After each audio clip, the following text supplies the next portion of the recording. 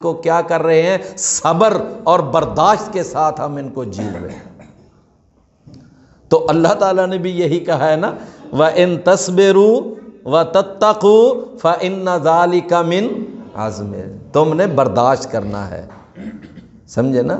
یہ آپس میں ایجیٹیشن شروع نہیں کرنی، تم نے مار داڑ، یہ قتل و غارت اپنے مسلم معاشرے کے اندر یہ سلسلہ نہیں کرنا۔ تو فرمایا وَلَا تُطِعِ الْكَافِرِينَ وَالْمُنَافِقِينَ وَدَعْ عَزَاهُمْ، اور ان کی طرف سے ملنے والی تکلیف کا خیال چھوڑ دیں، وَتَوَكَّلْ عَلَى اللَّهِ، اور اللہ پر توکل کریں، اور اللہ پر بھروسہ کریں، اللہ پر توکل کریں۔ اللہ تعالیٰ نے رسول اللہ صلی اللہ علیہ وسلم کو یہ نسخہ سمجھایا، فرمایا قل حسبی اللہ، کہہ دیجئے کہ میرے لیے اللہ ہی کافی ہے، علیہ توکلت، اسی پر میں نے توکل کیا ہے، فرمایا کہ میرے لیے اللہ ہی کافی ہے۔ اللہ اکبر۔ جناب ابراہیم علیہ السلام کو جب آگ میں ڈالا جانے لگا، میرے اور آپ کے پیارے پیغمبر، میرے اور آپ کے پیر و مرشد، ہادی و رہنما، پیشوا، مقتدا، ساری کائنات کے امام، سردار، اعلی افضل، بہتر برتر جناب محمد الرسول اللہ صلی اللہ علیہ وسلم نے اپنے پیارے لبوں سے، میٹھی زبان سے، نبوت اور رسالت والی وحی سے ارشاد فرمایا کہ جب ان کو آگ کے اندر ڈالا جانے لگا تو اس وقت انہوں نے یہ جملہ کہا تھا کہ حسبنا اللہ نعم المولا و نعم النصیر، کہ ہمارے لیے اللہ ہی کافی ہے، وہ ہی بہترین مددگار ہے اور وہ ہی بہترین کارساز ہے، وہ ہی بہترین کارساز۔ فرمایا وَكَفَى بِاللَّهِ وَكِيلًا، اور کافی ہے اللہ تعالیٰ بطور وکیل کے۔ یہ تو میں نے عربی کا ترجمہ عربی میں کیا ہے نا، اور اس کا اگر اردو میں ترجمہ کریں گے تو کیا معنی ہے؟ وَكَفَى بِاللَّهِ وَكِيلًا، اور کافی ہے اللہ تعالیٰ بطور کارساز کے۔ میرے بھائیوں، جو آدمی اپنا کام، اپنے معاملات، اپنی پریشانیاں، اپنا دکھ درد وہ اللہ کے حوالے کر دیتا ہے، اللہ کے سپرد کر دیتا ہے، تو پھر اللہ اس کام کے لیے کافی ہو جاتا ہے، اللہ اس کام کے لیے کافی ہو جاتا ہے۔ جناب یعقوب علیہ السلام کا اللہ نے قرآن میں وہ جملہ نقل کیا، فرمایا انہوں نے یہ کہا تھا کہ انما اشکو بثی و حزنی الی اللہ، میں اپنا ہر چھوٹا غم، ہر بڑا غم، میں سارے اپنے غم، اپنی ساری پریشانیاں میں اللہ کے حوالے کرتا ہوں، ان کا شکوہ اللہ کی طرف ہی کرتا ہوں۔ تو جو کام انسان اللہ کے سپرد کر دے تو پھر اللہ اس کام کے لیے کیا ہو جاتا ہے؟ کافی ہو جاتا ہے۔ کیوں بھی بات سمجھیں نا، وَكَفَى بِاللَّهِ وَكِيلًا۔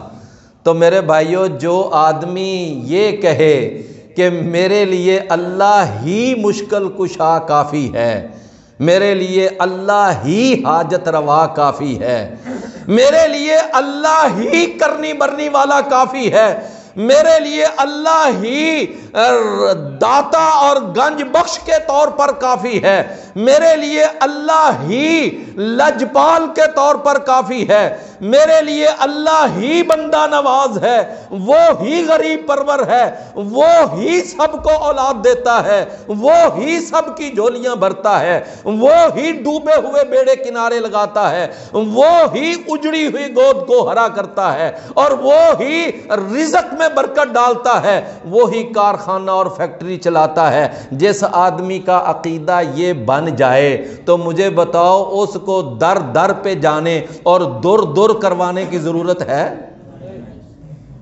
کوئی ضرورت نہیں۔ وہ کہتا ہے میرے لیے اللہ ہی کافی ہے، وَكَفَى بِاللَّهِ وَكِيلًا۔ اللہ اکبر۔ میرے بھائیوں، آپ جانتے ہیں جو بھائی شروع سے یہ سورۃ الاحزاب کی تفسیر پڑھ رہے ہیں، اس کے اندر بہت شروع میں جناب زید بن حارثہ اور سیدہ زینب، پتہ ہے نا ان کا واقعہ پیچھے گزرا ہے واقعہ پچھلی آیات میں، کہ زید رضی اللہ عنہ انہوں نے اپنی بیوی سیدہ زینب کو طلاق دے دی، اور نبی صلی اللہ علیہ وسلم سمجھاتے ہی رہے کہ امسک علیک زوجک کا، اپنی بیوی کو طلاق نہ دے۔ یعنی پیچھے جو ہے نا یہ سیدنا زید اور سیدہ زینب، ان کے نکاح کا اور ان کی طلاق کا چونکہ پیچھے واقعہ گزرا ہے، تو اللہ تعالیٰ نے پھر اسی ضمن میں یہاں ایک آیت کے اندر پھر طلاق کا ایک اور مسئلہ بیان کیا۔ بھئی سمجھ آئی ہے نا؟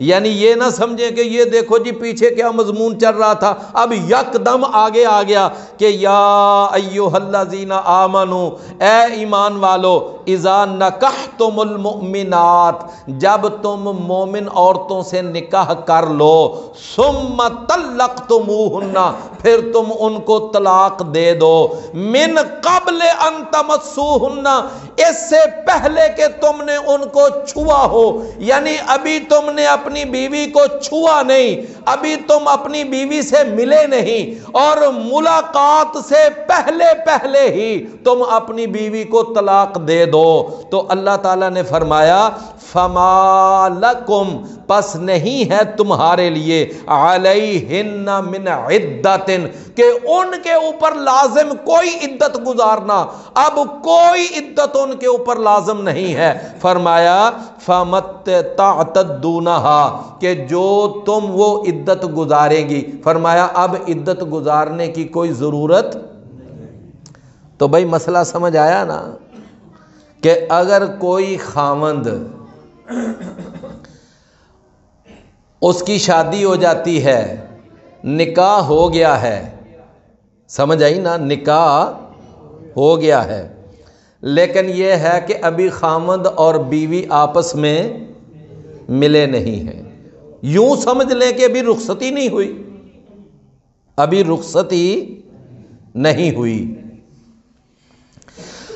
تو ابھی رخصتی نہیں ہوئی، وہ عورت جو ہے، وہ لڑکی جو ہے ابھی اپنے ماں باپ کے گھر میں ہی ہے، لیکن کوئی ناچاقی ہو جاتی ہے، کوئی آپس میں جھگڑا ہو جاتا ہے دو گھرانوں کا، دو خاندانوں کا، اور اس کے نتیجے میں خامد جو ہے وہ اپنی بیوی کو طلاق دے دیتا ہے، تو اب اللہ تعالیٰ نے ارشاد فرمایا کہ چونکہ خامد اور بیوی تو آپس میں ملے ہی نہیں ہیں، لہٰذا اس لڑکی کو کوئی عدت گزارنے کی ضرورت نہیں ہے، وہ جہاں چاہے وہ اپنا اب نکاح کر سکتی ہے۔ کیوں بھی بات سمجھ آئی ہے نا؟ لو میرے بھائیو، اگر آپ تھوڑی سی توجہ سے بات کو سمجھیں گے نا، تو میں آپ کو یہ عدت کا مسئلہ ذرا تھوڑا سا سمجھانا چاہتا ہوں۔ اکثر آپ لوگ علماء سے پوچھتے رہتے ہیں، اور ہماری چونکہ یہ کلاس ہے، اور کلاس میں یہ کیا ہو رہا ہے؟ یہ سبق ہو رہا ہے۔ عدت کا سب سے پہلا مسئلہ یہ ہے، اور عدت کی پہلی قسم یہ ہے کہ اگر نکاح ہو گیا، بیوی اپنے خامند کے گھر چلی گئی، خامند اور بیوی کی ملاقات بھی ہو گئی، اور بیوی جوان ہے، یہ ساری باتیں ذہن میں ہیں نا، کہ نکاح ہو گیا، بیوی اپنے خامند کے گھر چلی گئی، اور ان کی آپس میں ملاقات بھی ہو گئی، اور بیوی جو ہے وہ کیا ہے؟ جوان ہے، اور اس عورتوں کو جو ماہانہ سلسلہ ہوتا ہے وہ اس کو آ رہا ہے۔ اگر ایسی عورت کو طلاق ہو جائے تو اس کی عدت اللہ تعالیٰ نے قرآن کے اندر سورہ البقرہ 228 نمبر آیت، اللہ نے اس کی عدت بیان کی ہے 3 حیض۔ کتنی عدت ہے؟ 3 حیض. ایک دفعہ حیض آیا, ابھی عدت ختم نہیں ہوئی. دوسری دفعہ پھر عورت کو حیض آ گیا, عدت ختم نہیں ہوئی. پھر تیسری دفعہ جب حیض آ جائے گا تو عدت ختم. اب خامند اپنی بیوی سے رجوع نہیں کر سکتے. بات آپ سمجھ رہے ہیں نا؟ یہ کیا ہے؟ یہ پہلی قسم ہے. دوسری قسم یہ ہے کہ اگر نکاح ہو گیا, رخصتی بھی ہو گئی, رخصتی بھی ہو گئی, اور وہ عورت جو ہے وہ جوان ہے اور اس عورت کے پیٹ میں بچہ ہے, تو خامد نے بیوی کو طلاق دے دی. بعض لوگ سمجھتے ہیں کہ جب عورت حاملہ ہو تو طلاق نہیں ہوتی. یہ بات بالکل غلط ہے. بھائی نکاح اگر عورت کے پیٹ میں بچہ بھی ہو تو طلاق ہو جاتی ہے. تو ذرا دوسری قسم ذرا سنیں کہ نکاح ہو گیا, رخصتی بھی ہو گئی, اب وہ ملاقات بھی ہوئی, پھر اس عورت کے پیٹ میں بچہ ہے, عورت حاملہ ہے, تو خامد نے طلاق دے دی. اب اس کی عدت ہے وضع حمل. وضع حمل کا معنی یہ ہوتا ہے کہ جب بچہ پیدا ہوگا تو عدت ختم. وہ چاہے 2 دن کے بعد پیدا ہو جائے, 1 ماہ کے بعد پیدا ہو جائے, 4 ماہ کے بعد پیدا ہو, یا وہ 9 ماہ کے بعد پیدا ہو, جب عورت کے ہاں بچہ پیدا ہوگا تو عدت ختم ہو. تو بھائیو بات سمجھ آئی ہے نا؟ تو یہ کتنی میں نے عدتیں بیان کی ہیں؟ 2. پہلی عدت کیا ہے؟ 3 حیض, اور دوسری عدت وضع حمل. اب تیسری قسم ذرا سنیں. سورہ الطلاق 28واں پارہ, اللہ تعالیٰ نے ارشاد فرمایا کہ وہ عورت جو اب بوڑھی ہو چکی ہے. کیا ہو چکی ہے؟ بوڑھی ہو چکی ہے. اب بوڑھی عورت, اب اس کو تو وہ جو عورتوں کا سلسلہ ہوتا ہے وہ ویسے ہی نہیں آ رہا. سمجھ آئی بات کی؟ پیٹ میں بچہ بھی نہیں ہے. عورت اب عمر کی اس سٹیج میں ہے کہ وہ اب بڑھاپے میں ہے. اب خاوند اس اپنی بیوی کو طلاق دے دے تو اسلام نے اس کی عدت رکھی ہے 3 ماہ. کتنی ہے؟ 3 ماہ. بھئی بات سمجھ آئی ہے؟ یہ کہاں لکھا ہے؟ سورہ الطلاق, واللائی یئسن من المحیض. فرمایا وہ عورتیں جو یعنی اس پیریڈ سے مایوس ہو چکی ہیں, بوڑھی ہو چکی ہیں, ان کی عدت اللہ تعالیٰ نے 3 ماہ مقرر کی ہے. یہ قمری مہینے کے حساب سے حساب لگایا جائے گا. جب ٹھیک 3 ماہ مکمل ہو جائیں گے تو عدت ختم. بھئی کتنی عدتیں ہو گئیں؟ 3. پہلی عدت 3 حیض, دوسری عدت وضع حمل, اور تیسری عدت کیا ہے؟ 3 ماہ. اچھا, اب چوتھی عدت ذرا غور سے سننا کہ نکاح ہو گیا لیکن رخصتی نہیں ہوئی. نکاح ہو گیا لیکن رخصتی نہیں ہوئی. میرے بھائیو, اسلام کہتا ہے اس کی کوئی عدت نہیں, اس کی کوئی عدت نہیں. تو بات سمجھ آ گئی نا؟ یہ 4 میں نے عدتیں آپ کو جو بیان کی ہیں یہ کس عورت کی ہیں؟ جس عورت کو طلاق ہو جائے. یہ 4 عدتیں ہیں, اور یہ چاروں عدتیں قرآن مجید میں ہیں. اگر کسی عورت کا خامد فوت ہو جائے تو اس عورت کے پیٹ میں بچہ نہیں ہے, عورت جوان ہے, اور اس کا خامد فوت ہو گیا, وہ جوان ہے یا بوڑھی ہے, تو اس کی عدت اللہ نے قرآن میں کتنی بیان کی ہے؟ 4 مہینے 10 دن. کتنی؟ تو اب عدتیں کل کتنی ہو گئیں؟ 5. اس کے بعد اب چھٹی ذرا عدت غور سے سننا کہ جس عورت کا خامد فوت ہو گیا اور اس عورت کے پیٹ میں بچہ ہے تو اس کی عدت بھی وہی ہے جو طلاق والی کی تھی. کیا ہے؟ وضع حمل. تو کل عدتیں کتنی ہو گئیں؟ 6. 7ویں عدت ذرا غور سے سننا کہ اگر عورت کا خامد فوت ہو گیا، عورت کی ابھی رخصتی نہیں ہوئی، اب وہی شکل جو یہاں ہم پڑھ رہے ہیں، عورت کی رخصتی نہیں ہوئی، ابھی عورت وہ لڑکی اپنے ماں باپ کے گھر میں بیٹھی ہوئی ہے لیکن خامد فوت ہو گیا، اس کو کیا عدت گزارنی ہے کہ نہیں گزارنی؟ ہاں جی میرے بھائیوں، اس کی عدت 4 مہینے 10 دن ہے. نہیں سمجھ آئی بات کی؟ یعنی یہاں پر طلاق والی کا اور جس کا خامد فوت ہو جائے یہاں پر فرق ہے. اگر طلاق ہو جائے تو عدت نہیں، لیکن اگر خامد فوت ہو جائے تو عدت گزارنی ہے. اب اس نے یہ کنفرم کرنے کے لیے عدت نہیں گزارنی کہ میرے پیٹ میں کوئی بچہ ہے کہ نہیں. کیوں؟ خامد تو اس کا فوت ہو گیا، ابھی تو رخصتی نہیں ہوئی. یہ جو 4 مہینے 10 دن گزارے گی یہ اپنے اس خامد کے سوگ میں گزارے گی. یہ کیوں گزارے گی؟ سوگ. اللہ کے رسول نے فرمایا کہ عام لوگوں کے لیے فوتگی کا سوگ 3 دن ہے، لیکن بیوی کے لیے خامد فوت ہو جائے تو سوگ 4 ماہ 10 دن ہے. یہ عدت بطور سوگ ہے. بھئی بات سمجھ آئی ہے نا؟ تو کل کتنی بھائیو عدتیں ہم نے پڑھ لی؟ 7. لو اب آخری عدت سن لیں، 8ویں. وہ یہ ہے کہ اگر خامد طلاق نہ دے، وہ ضد پہ آ جائے میں نہیں جا طلاق دیتا، تو پھر عورت جا کر عدالت سے خلا لے لے تو خلا کی عدت 1 حیض ہے. کتنی؟ 1 حیض. یہ 8 قسم کی عدتیں یہ قرآن اور حدیث سے ثابت ہیں. تو میرے بھائیوں اب ذرا سنیے گا کہ یہاں پر جو اللہ تعالیٰ نے عدت بیان کی ہے یہ بلا کون سی ہے؟ یہ وہ 4تھی قسم ہے.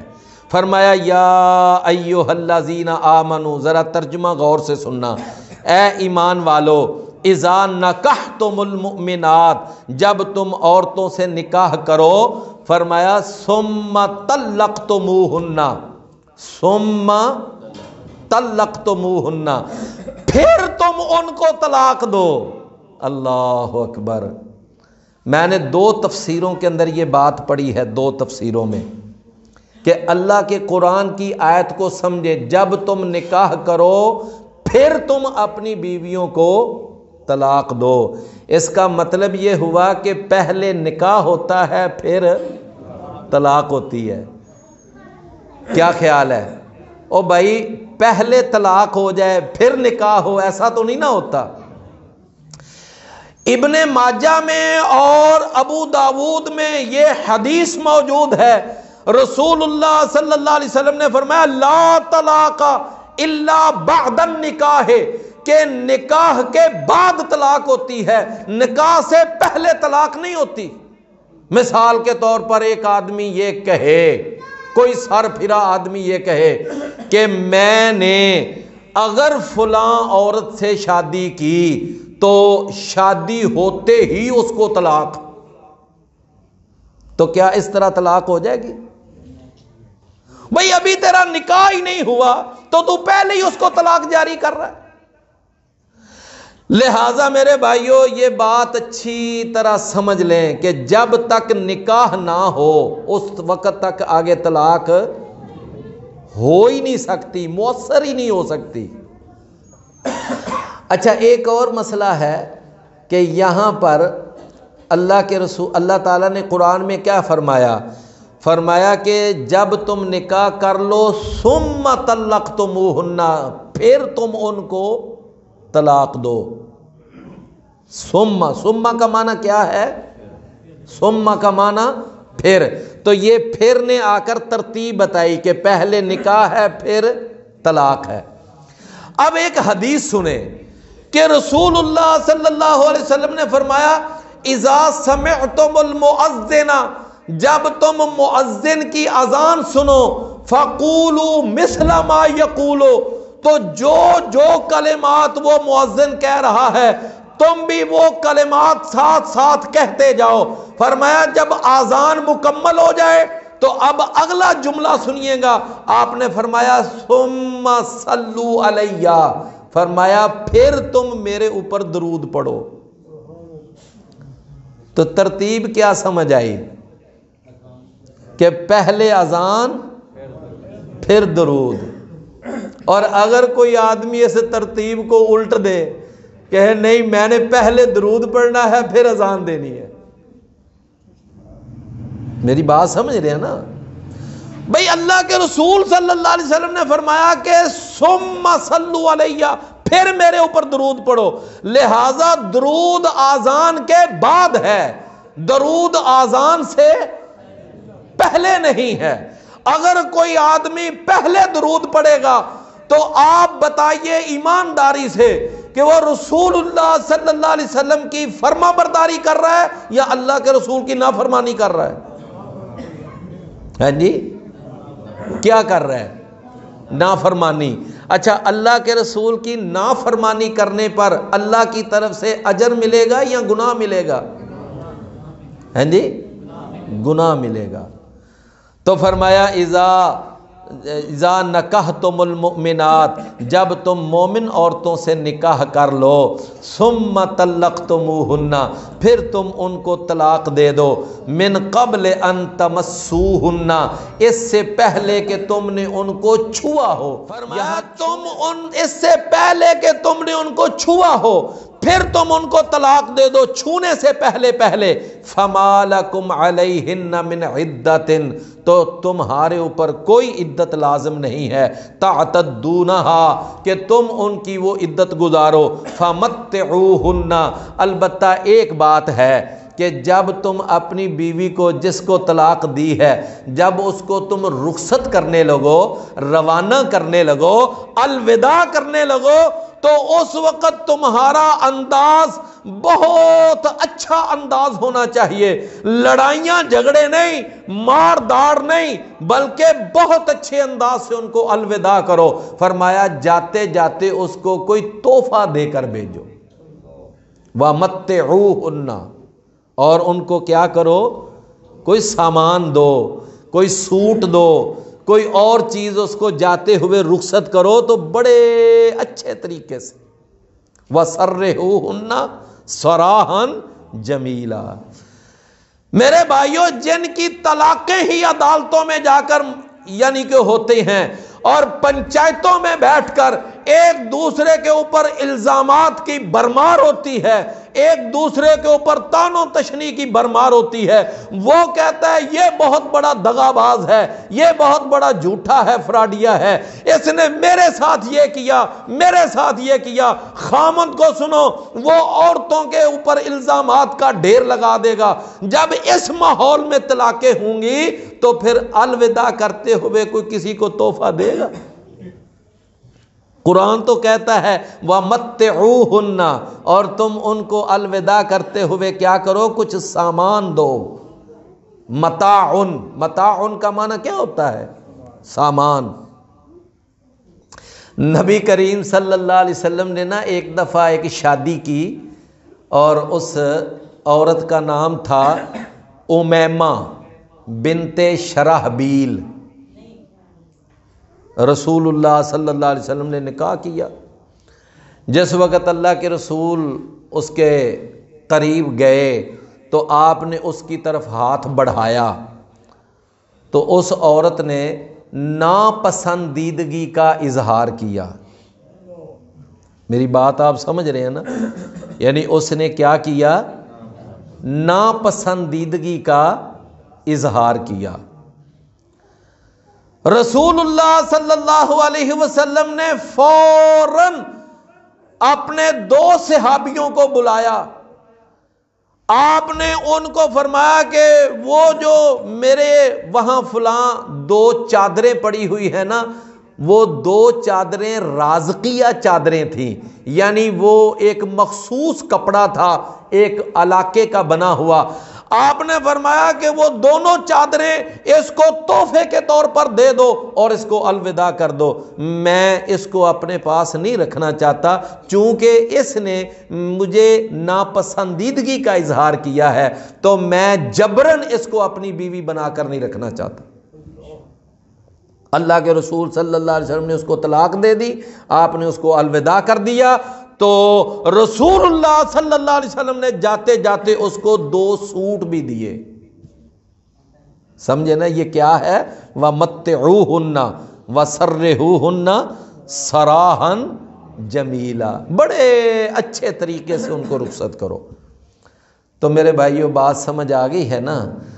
تو یہ آج کے سبق میں ہم نے کچھ باتیں وہ پڑھی ہیں جن کا تعلق خواتین کے ساتھ ہے، آپ نے سنا ہی ہے نا، یعنی یہ عدت کا مسئلہ اور یہ ساری طلاق کا مسئلہ، فوتگی کا مسئلہ ان کا۔ تو میرے بھائیوں آپ کوشش کیا کریں کہ آپ جب بھی درس میں تشریف لائیں، آپ اپنے گھر سے اپنی بیوی کو ساتھ لائیں، اپنی بہن کو ساتھ لائیں، والدہ کو ساتھ لائیں۔ دین کا سیکھنا جہاں مردوں کے لیے ضروری ہے وہاں عورتوں کے لیے بھی ضروری ہے، سمجھ آئی ہے نا؟ اور جناب عمر رضی اللہ عنہ فرمایا کرتے تھے کہ اپنی عورتوں کو بھی دین سکھایا کرو، لہٰذا خواتین جو ہیں ان کو بھی اس درس سے فائدہ اٹھانے کا موقع دیں، تو وہ بھی اس کے لیے آیا کریں۔ تو بھائیو آج کے اس